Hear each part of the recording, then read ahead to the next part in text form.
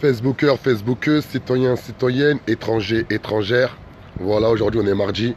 Et comme vous le savez exactement, ça va bientôt faire un mois que tous les mardis, je me rends à l'Elysée afin de déposer une lettre à Macron pour avoir un rendez-vous, pour avoir une audience afin de lui exposer tous les méfaits, tout le mécontentement et le manque d'écoute et de respect qu'a aujourd'hui la majorité silencieuse sur le territoire français. À un moment donné, il faut arrêter de se plaindre, il faut arrêter de pleurer. Regardez autour de vous, avec l'histoire des gilets jaunes, avec l'histoire de la corruption des partis politiques, avec l'abus de pouvoir de l'institution policière. Il se passe beaucoup de choses dans notre pays alors que notre pays est un beau pays. La France est un beau pays, la France a une belle histoire.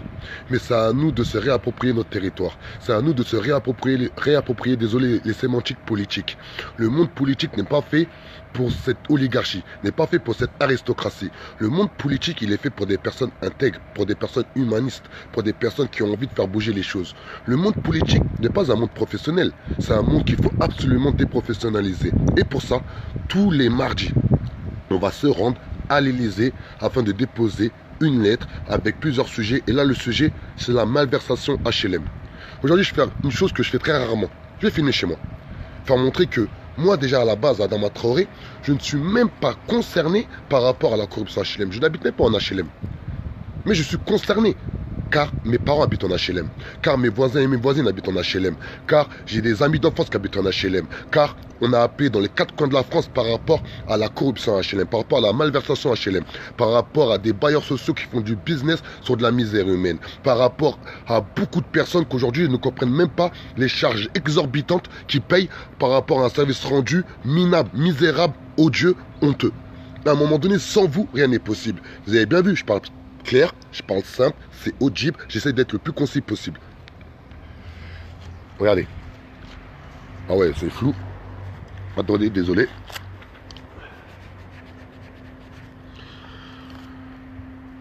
Mais c'est flou. Bon, mon téléphone, il veut pas filmer aujourd'hui. Ah, des barres. Ah, si, ça, c'est bon, elle est revenue. Vous avez vu? Pourquoi je vous fais montrer? Moi, j'ai grandi au 3000, un des quartiers les plus dangereux du 93. Et quand j'ai grandi au 3000, on m'a dit, Adama, si un jour tu veux réussir, il faut être propriétaire. J'ai été propriétaire à 24 ans. À 24 ans, j'avais déjà ma maison que j'ai achetée exactement à hauteur de 338 000 euros. Regardez, voilà. Quand j'ai acheté ma maison, le premier truc que j'ai fait un parc pour mes enfants. Bon, le parc, il est un peu à l'abandon. Voilà. J'ai une maison sur 3 étages. Pour montrer que je ne suis pas une victime, on n'est pas des victimes du mouvement de la Révolution est en marche.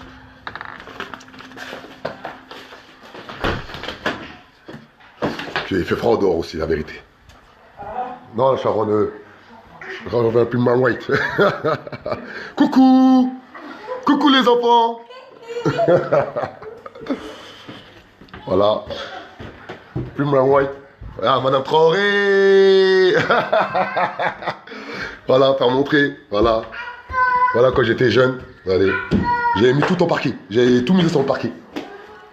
Allez, j'étais tellement bien à l'ancienne financièrement pour mes enfants, j'ai mis un jacuzzi. Vous voyez là, j'ai un jacuzzi chez moi.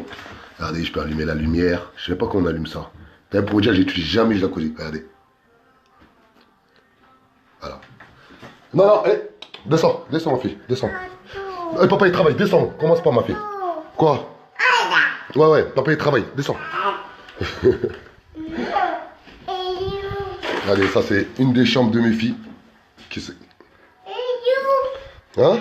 Bisous ma fille. Je t'aime. Allez, descends. Voilà, descends. Merci, je t'aime ma fille. Allez, ça c'est une autre chambre de mes filles. Bon, c'est le Delbord.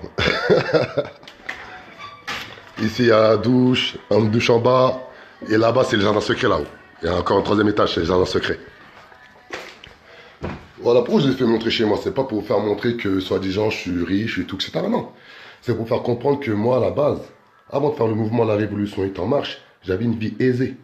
J'étais responsable d'antenne jeunesse, j'étais actionnaire dans un garage, j'avais une vie, mais voilà, comme eux ils disent, la réussite à la française.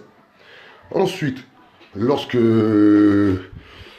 j'ai fait un voyage spirituel, quand je suis remis de mon voyage spirituel, j'ai vu que déjà il y avait un problème par rapport à la stigmatisation des jeunes de banlieue, surtout des Français d'origine étrangère. De là, je me suis dit, c'est pas normal. J'ai essayé de réfléchir sur la situation. J'ai essayé de comprendre pourquoi on est autant stigmatisé. Et j'ai compris. Car on vote pas.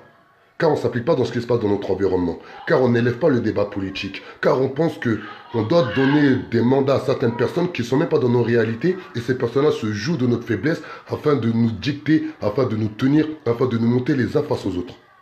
Ce que je dis, c'est simple, c'est clair, c'est audible. Et pourquoi je vous ai fait montrer chez moi? C'est pour faire partager un maximum cette vidéo. J'assume tout ce que j'ai acheté ici, je l'ai acheté dans les règles de l'art. Pourquoi je vous ai fait montrer mon domicile fixe?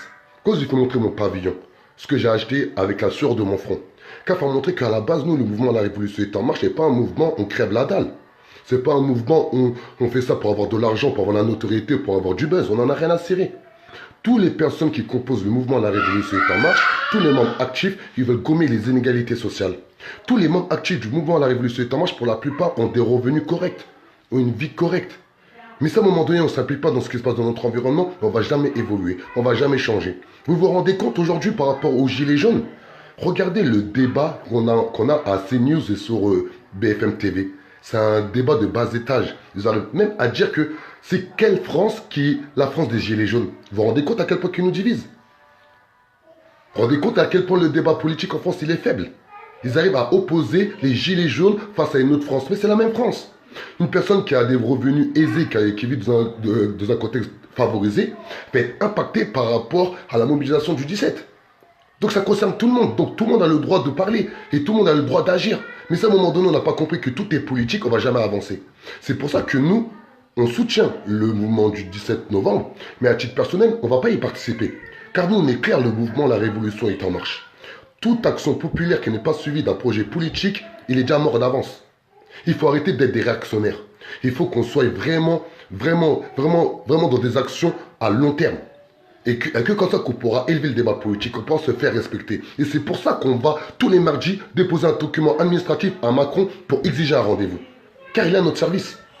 Et les documents, c'est quoi? Je vous fais montrer. Tous les mardis, quand on y va déjà, on dépose cette lettre-là. C'est une lettre qu'on avait faite pour le préfet de la Seine-Saint-Denis, M. Durand, où on explique voilà, plusieurs choses et tout, etc. Ensuite, ça c'est la lettre qu'on a élaborée exactement le 24 août 2017, qu'on avait faite pour Macron, qui est sur 5 pages. Regardez. 1, 2, 3, voilà, sur 5 pages. Il ne nous a jamais répondu.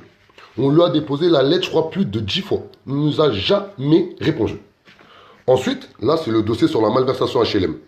Là, on va lui déposer l'assignation en référé, c'est-à-dire lorsqu'ils m'ont convoqué pour me demander 100 000 euros, car cette histoire-là me demandait 100 000 euros, les conclusions de l'avocate, car lorsqu'on est assigné à comparaître, lorsqu'on prend un avocat, l'avocat émet des conclusions, car en France, il y a le principe du contradictoire. C'est-à-dire que tu ne peux pas comparaître devant un tribunal sans savoir ce qu'on te reproche. Ensuite, il y a l'ordonnance en référé. L'ordonnance en référé, en fait, compte, ils expliquent qu'est-ce qui s'est passé, qui a gagné, qui a perdu. Et on a gagné. Voilà. Ça, on va déposer tout ça à Macron. Vous avez bien vu. Pour Monsieur le Président de la République, Monsieur Macron. Adama Traoré. Ensuite, celui-là, c'est le deuxième dossier. C'est la dénonciation auprès du procureur de la République selon l'article 40 du Code pénal. En fait, compte, tout citoyen, ça c'est important, les 24 personnes qui regardent en direct, tout citoyen a le droit et en capacité de pouvoir saisir un procureur de la République par rapport à un comportement d'un fonctionnaire d'État territorial ou hospitalier.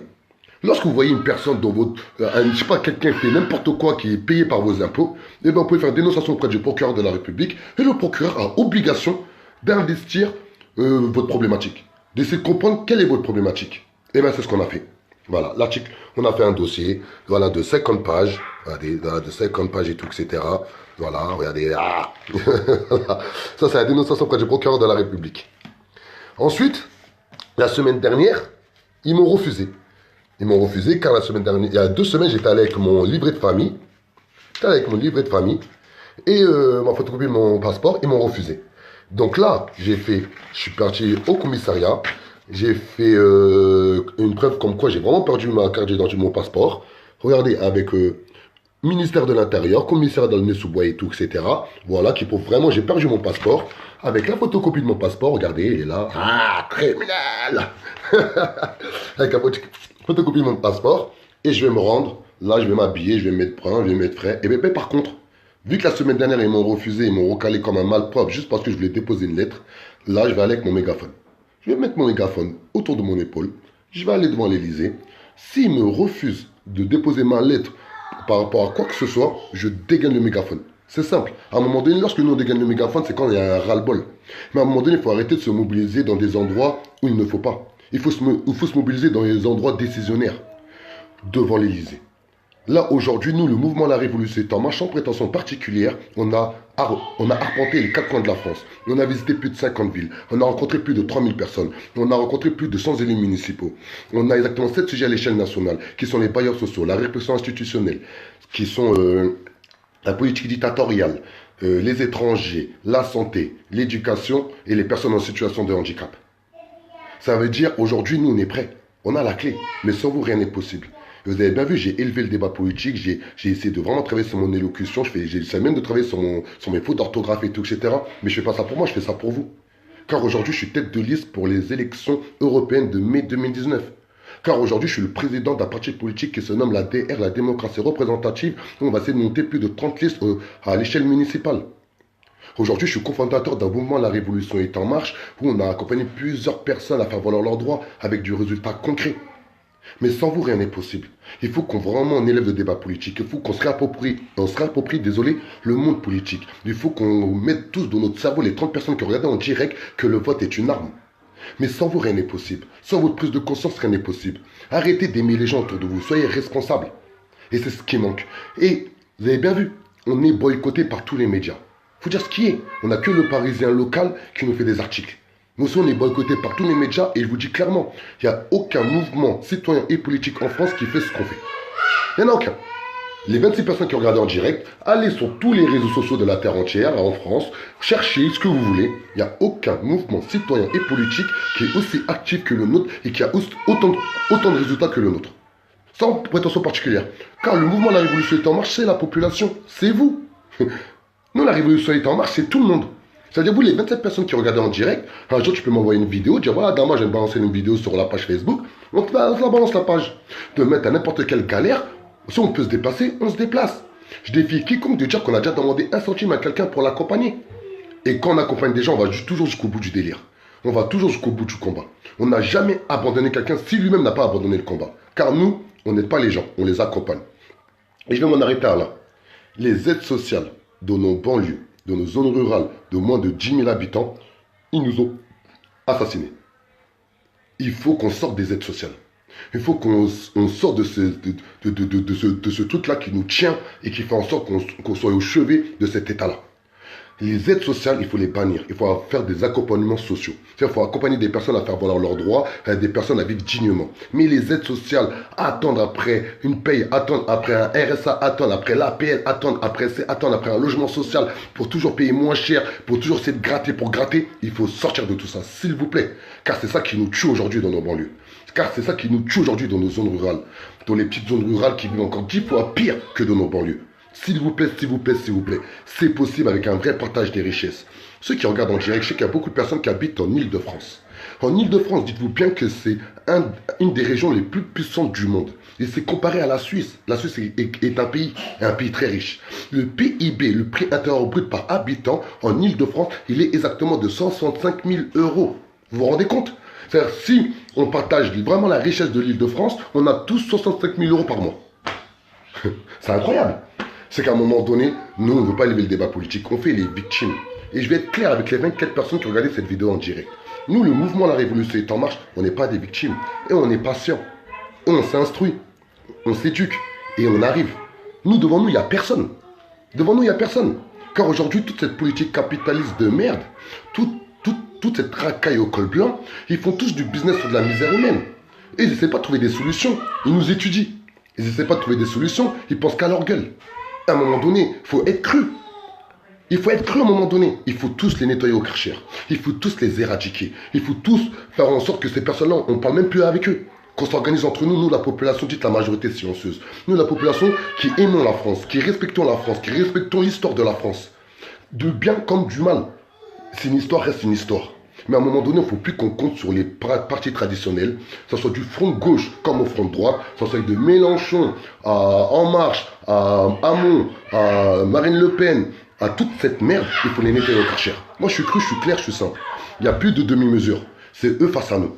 Simple. Mais pas face à nous en étant méchants, en voulant les taper ou les frapper. Non. Face à eux avec des vraies idées politiques, avec des vraies idées sociétales. Élever le débat politique. Et je défie quiconque de m'appeler, me dire ce que j'ai dit, c'est faux, c'est pas faux, quoi que ce soit. Mon numéro de téléphone, c'est le 06 31 07 37 28. Je répète, le 06 31 07 37 28. Et jusqu'à preuve du contraire, personne ne m'a appelé. Jusqu'à preuve du contraire. Hein. On m'appelle pour dire Adama continue, lâche pas, etc., etc. Mais jamais quelqu'un m'a appelé pour me dire ce que je dis, c'est faux, c'est de la merde ou quoi que ce soit. Je vous aime, la révolution est en marche. Tous les mardis, on sera à l'Elysée pour vous et ça ne l'oubliez jamais. Ciao.